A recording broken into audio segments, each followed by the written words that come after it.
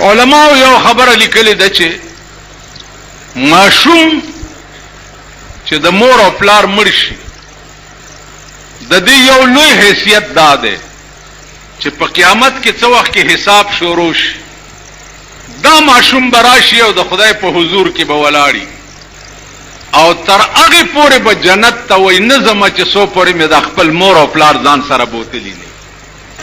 علماء لیکي چې کوم ماشوم چې پیدا شي او پاغه عقیقه ونشي عقیقه دا ماشوم به بیا په قیامت کې د مور او پلار شفارس نه کوي. عقیقه پیژنئ ماشوم پیدا شو داغه عقیقه دا الک دو چیلی دي او د جنې یو چیلې ده.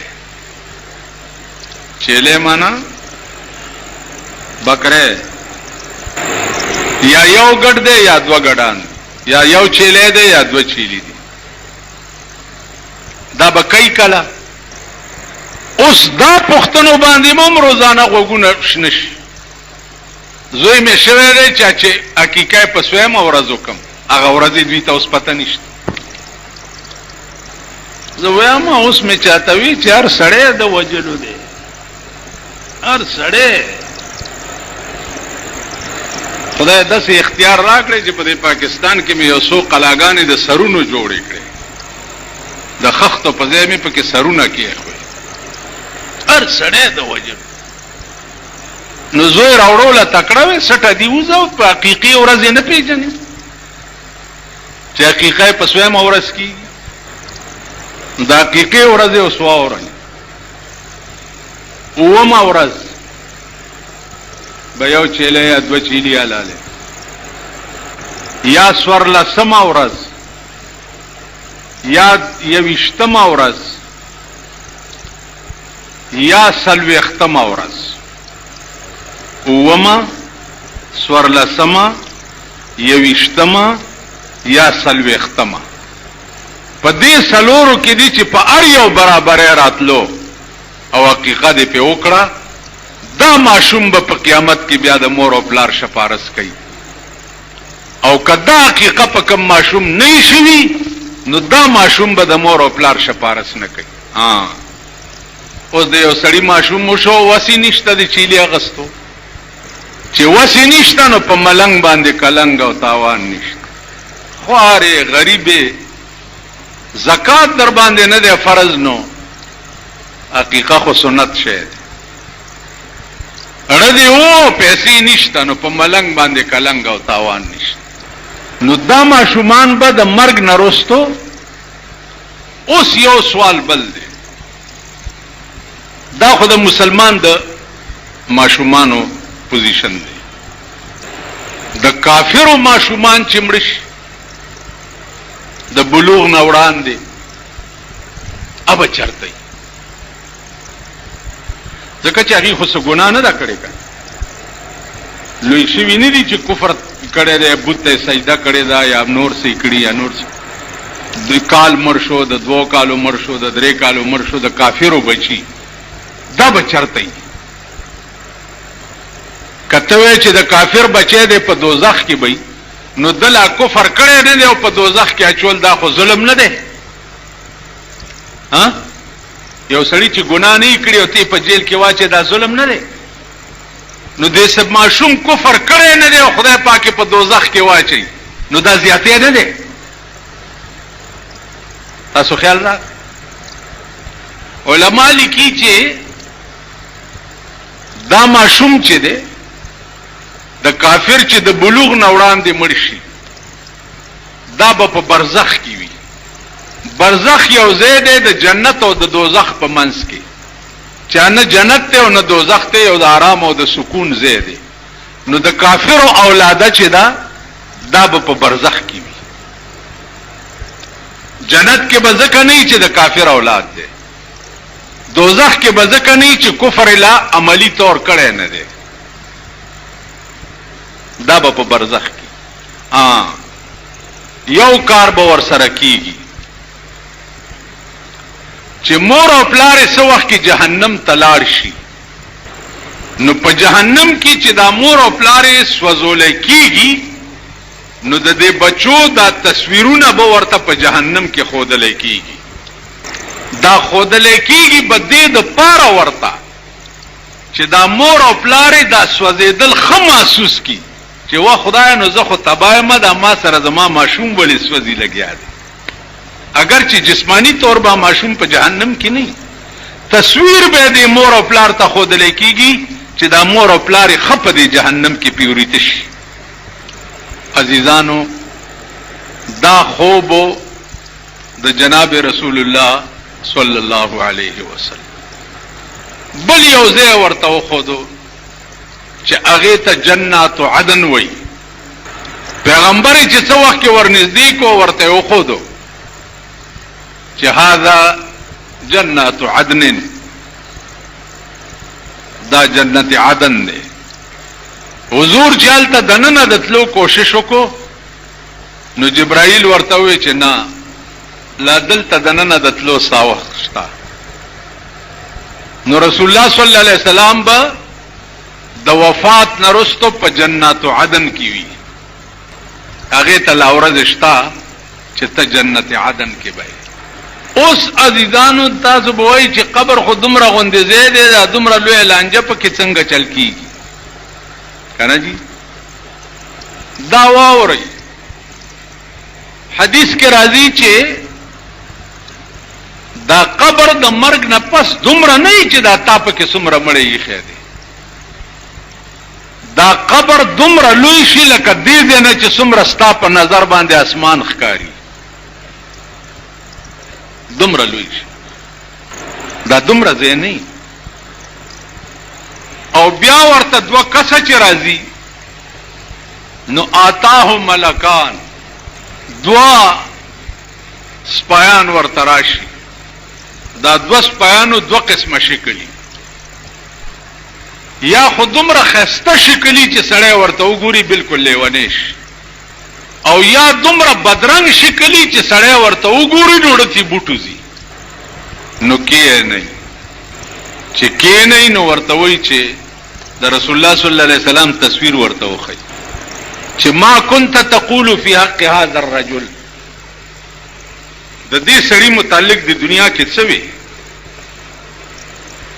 دا ورته داسې وګوري. دا مسله یو سړي واورېده چې د رسول الله تصویر خو دې کیږي په جنت قبر کې. نو هغه دا شعر وی چې سنا ہے قبر میں ملتے ہیں نبی، سنا ہے قبر میں ملتے ہیں نبی، اجل کی اس لیے ہم انتظار کرتے ہیں. دا میں اوریدلی دی چې په قبر کې د جناب محمد رسول الله تصویر خودل کیږي، نو اجل کی اس لیے ہم انتظار کرتے ہیں. دا اجل انتظار کوم چې خدای مرګ ذره ولی چې زمرشم چې دا تصویر وګورم. تصویر ورته ملائکه ورته ما كنت تقول في حق هذا الرجل، دنیا کې دې سړي متعلق څه کی دوا څه خیال دی د دې متعلق. استلعنت پاغا قوم شي او پاغا مړی دي شي چې د محبوب تصویر وګوري او به نه پیژني، د رسول الله تصویر وګوري او دا نه پیژني. ځکه چې عاشق سړی چې وی کنه داغه عشق داسې نه. استادونه کده پښتنه حکم چې د رسول الله صلی الله علیه وسلم غاښونه مبارک څنګه په ایمان وای تاسو له درځي ټول ګیرو والا راته ناشتي اکثر داس سپکه سوټي پکړی یو سب ګیرو والا یې ها چې داغه غاښونه څنګه داغه سترګې څنګه وي داغه پوزه څنګه وا داغه شونډې څنګه وي داغه وخته څنګه و داغي د دلاس دا پوزیشن څنګه و دا درځي. ما نوس پختنه کوا ټول شمایل ترمذی زما دې ځکه یاد دي. اوس پوښتنه کوه قد سمرو اوس درته وایم، خپې مبارکې څنګه وي اوس درته وایم، لاسونه څنګه اوس درته وایم، سترګې څنګه وي اوس درته وایم، تندې څنګه اوس درته وایم، ننګي څنګه اوس درته وایم، غوږونه څنګه اوس درته وایم، شونډې څنګه وي اوس درته وایم، غاښونه څنګه اوس درته وایم. ماته یاد نو ته چې د پیغمبر عاشقی تا ته به داغه شمایل ټول پړه نقش چې نقشي نو عاشق نه پختنه وکړي الکه د یار تصویر نه دل کے آئینے میں ہے تصویر یار، دل کے آئینے میں ہے تصویر یار، جب ذرا گردن جھکائی دیکھ لی. زه د زړه په شیشه کې د یار تصویر ګرځوم چې کله میړه وشي داسې ورته وګورم او راته ښکاره شي. جب تصور دل میں ہو تصویر کی حاجت نہیں، زلف کے پابند کو زنجیر کی حاجت نہیں. جب تصور دل میں ہو تصویر کی حاجت نہیں، زلف کے پابند کو زنجیر کی حاجت نہیں. اس خندای څنګه وا اوس درته تاسو په ایمان وای چې په دې طرف تاسو چرته سوچم کړي سوچ خو چې سار را پاسي د کارغرونه یې صاحب سترګې په ډیران پرانی ځي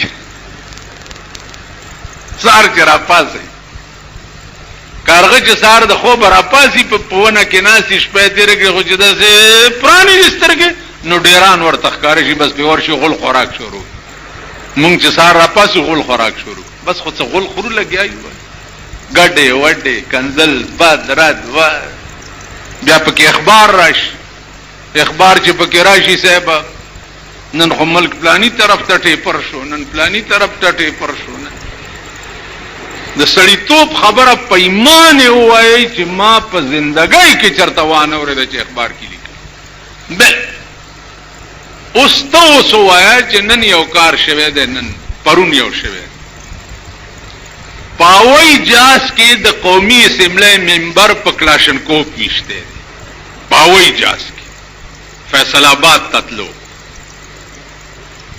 اوس ته وایه چې کم ملک دومره بیهوش ہے چاوی جاس تا کلاشنکوف څنګه وختی څنګه وخیجو دومره سیکیورٹی دومره دیکبال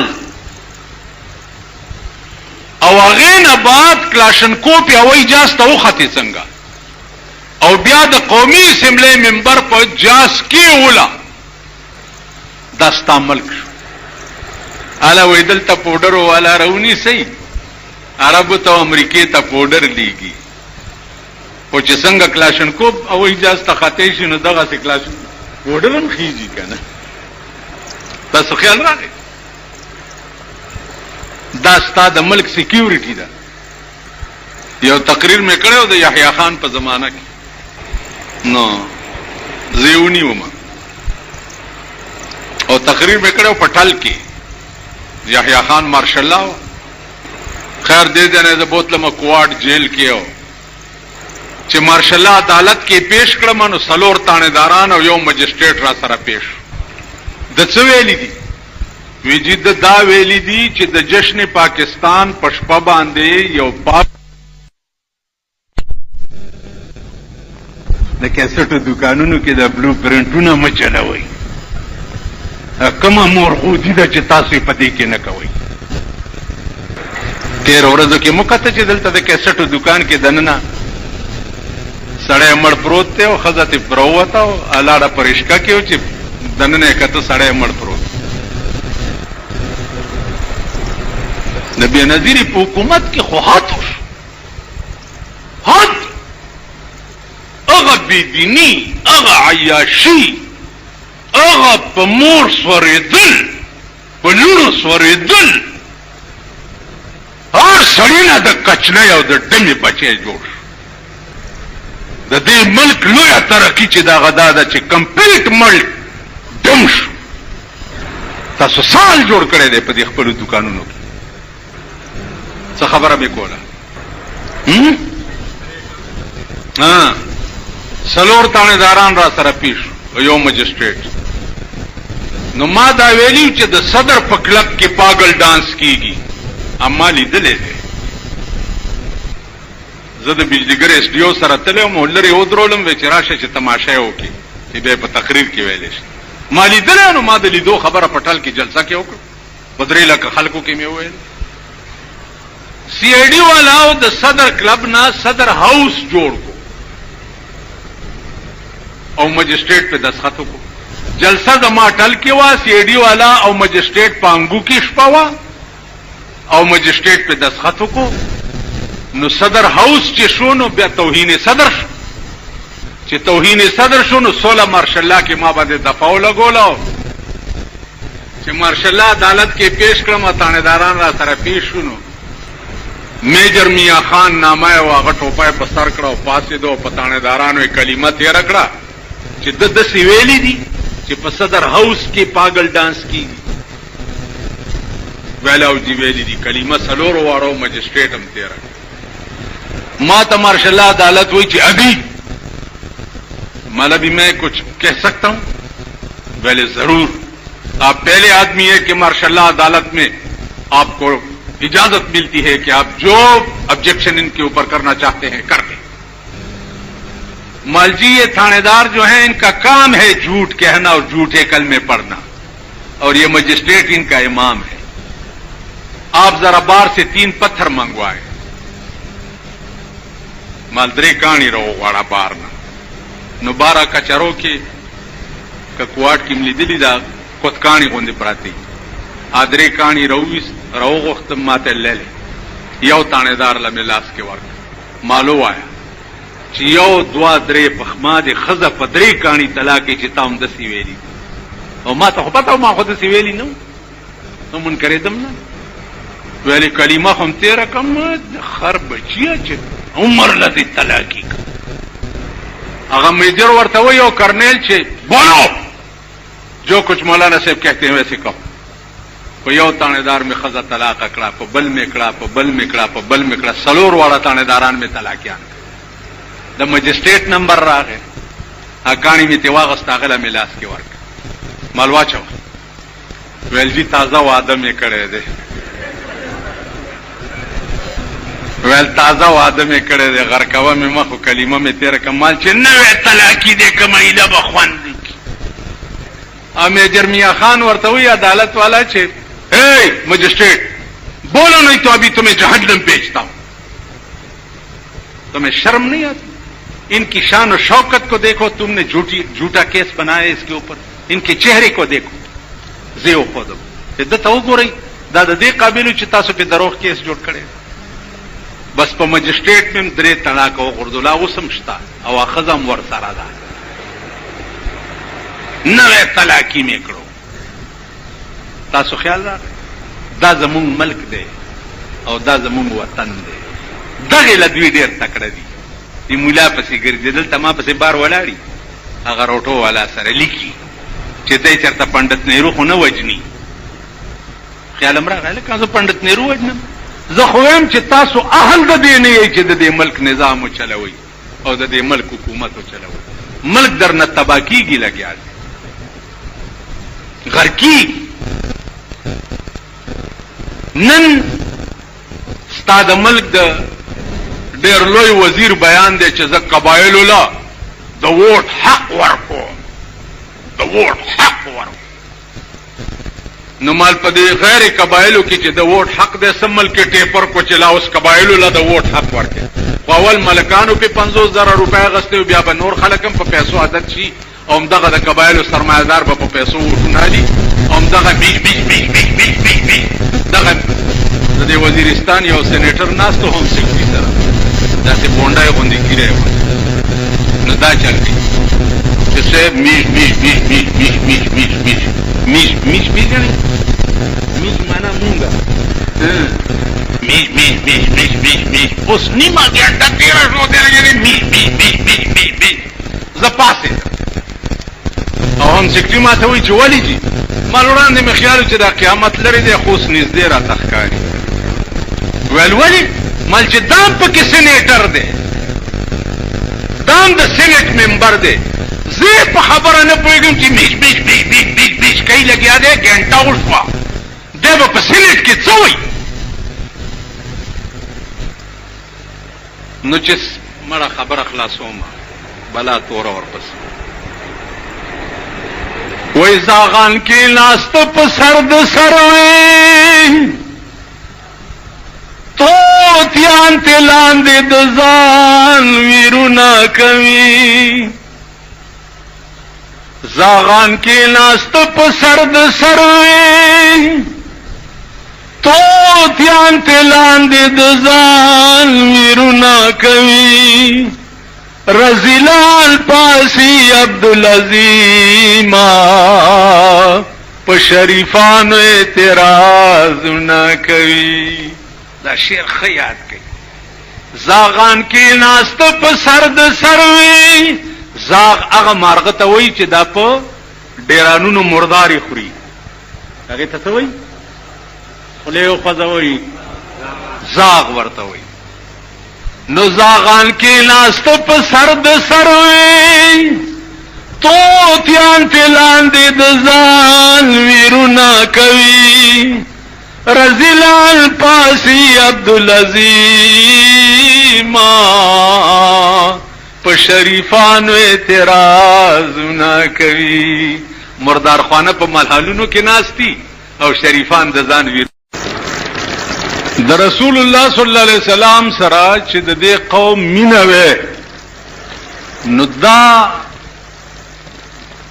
ممکن نه و چې تر اوسه پورې به دې قوم ته دا پته نه وي چې د وحی څه معنا ده ولی کوامري نو دا اورېدو مثال داسې وی لکه د غاتی په غوږ کې چې ماشي شپه کړې وه نه پاورېدو خبري او نه په یادولو خبري خو بس وخت تیر کی او بس لاړ شي خبره خلاصه اوس یو مسلمان ته دی ولې دا پته نه چې ته د وحی څه معنا ده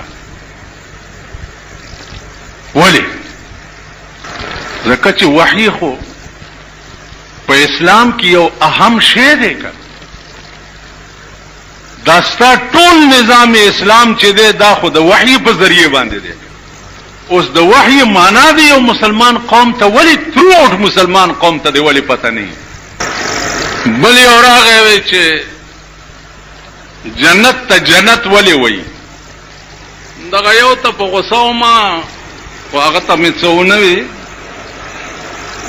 دا واورئ تاسو ټول چې دا درد زړه کې پیدا کوي چې جنت ته جنت ولی وی درځي چاله درځي تاله ها طالبي ها قسم کې نه پلته یو سبق دی ویلې جنت ته ولی جنت ولی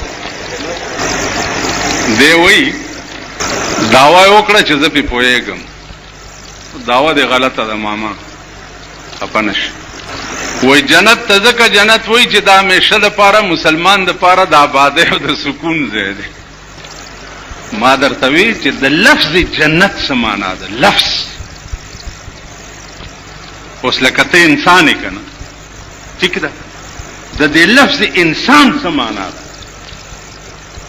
تا ته انسان ولی وي داسې غوندې چل ځان کې خدای بندگانو پیدا کوي د ټیپرو غم تاسو سره دی اوس ټول پاکستان کې وایي 2 ورځې هړتال دی څه چل دی اوس دا هړتال باندې پوهیږئ د دې هړتال اصلي زور چې دی هغه ورغلی دی سرمایهدارو ته چې په هغې ټیکسونه لګېدلي دي او سرمایهدارو اعلان کړی دی د هړتال چې ټول پاکستان کې هړتال وکړي چې په مونږ ټیکسونه لګېدلي دي نو 2 ورځې به غریبان چې دی هړتال کوي او دکانونه به بند دي او که ښځه ته مرچکي غواړي نه به وي که سپی غواړي نه به وي 2 ورځې به دکانونه بند دا بله ګوته راکې سرمایهدارو را ومنډله دا بدبخت قوم پوهېږي نه نو ما درته عرض کولو چې د هر شي هغه ان لن معلومه وه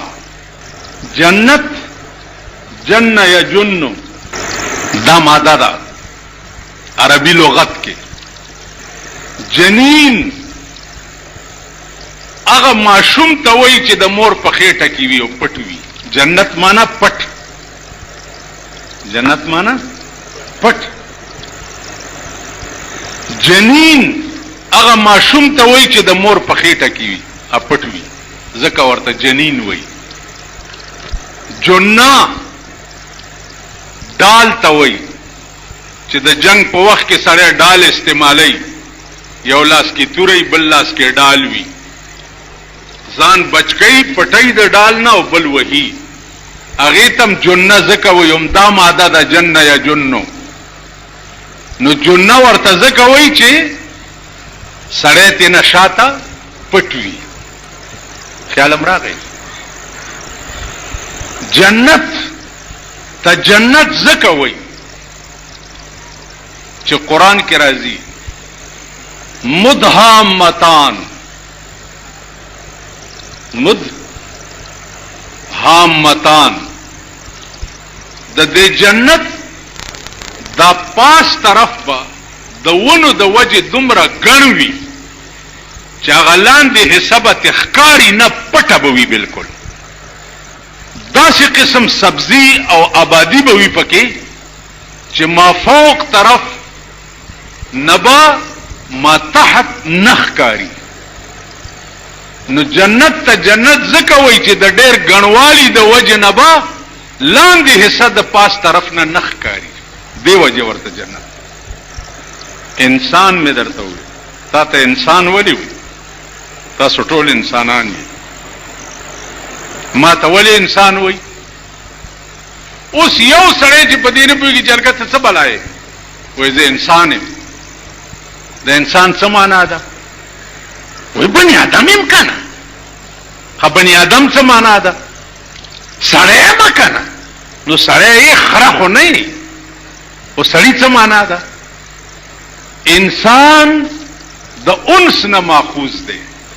انسان ته انسان ځکه وایي چې د یو بل سره مانوس وي، د یو بل علاج وي، په یو بل قربان وي، د یو بل دارو وي. زما په خبره پوهېږئ؟ نو عرض مې دا کولو عزیزانو چې دا وحی معنا چې دا القا بالسرعه، په تلوار سره د اسمان نه خبر راتلل او پیغمبر پې پویول، دې ته وحی وي. څه وجه پېښه شوه؟ لکه وجه پېښه شوه قرآن کې راځي یا رسول الله د انور په یو حال دی او سپوږمۍ کله وړه شي او کله لویه شي. دا ولې؟ فورا اسمان نه خبر راغی چې یسألونک عن الاهله قل هي مواقیت للناس والحج. د سپوږمۍ پوښتنه درنه وکړه چې وړیږي او لویږي ولې؟ ورته دا دې دپاره چې تاسو پې د میاشتو او د کلونو او د حج حساب ولګوئ. تاسو خیال راغی؟ نو القا بالسرعه، وحی وی القا بالسرعه، فورا د اسمان نه انتباه کېدل او خبر راتلل. اوس دا وحی چې د په اقسامو ده، دې کې ډېر قسمه دي. یو قسم پکې د پیغمبر خوب هم دی. نو د پیغمبر خوب چې دی دا وحی، د هر چا خوب دروغ کېدی شي، د هر چا خوب، لیکن د پیغمبر خوب چې دی دا دروغ نه، دا وحی دی. نو پیغمبر خوب لیدلی و، قصه مې تاسو ته تېره جمعه دې پورې رسولې وه چې د وینې او د زوی په تلاو کې پروت وي. پیغمبر پوښتنه د جبریل نه وکړه چې دا څوک دی؟ وی دا سودخور دی. خیال هم راغی دا سودخور دی. خو لږ مخکې لاړ شه. مخکې چې لاړو جناب رسول الله صلی الله علیه وسلم یو ډېر عظیم الشان باغ ته ورننوت. په هغې کې یو سپین ږیری سړی ناست و، ډېر ښایسته او ډېر جمیل، او مخې ته ورته ماشومانو، په زرګونو ماشومانو لوبې کولې. رسول الله صلی الله علیه وسلم تپوس وکړو چې دا څوک؟ و یا رسول الله دا ابراهیم علیہ السلام دی، دا سپینګیره او دا مخې ته چې ورته ماشومان لوبي کوي، دا هغه ماشومان دي چې د چا بچي د بالغتوب نه وړاندې مړه شوي وي، د بلوغ نه وړاندې. نو دا ماشومان به د مرګ نه وروستو په قبر کې تر قیامته پورې د ابراهیم علیه السلام سره په دغه باغ کې وي. کم ماشوم چې د بلوغ نه مخکې مړ شي، نو به د ابراهیم علیه السلام سره په هغه باغ او هغه جنت کې